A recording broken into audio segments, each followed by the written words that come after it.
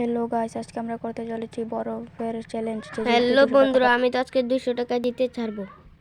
এটা আমার ছোট ভাই, ও বলছে ও নাকি আজকে 200 টাকা নিয়ে যাবে। দেখা যাক কে নিয়ে যায়।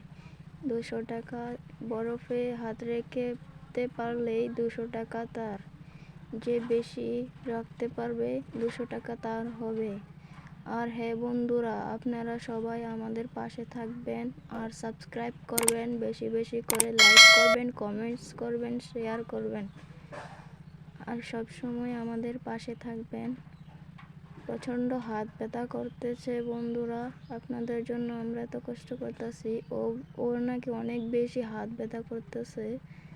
ও বলছে ওই নিয়ে যাবে আজকে, দেখা যাক।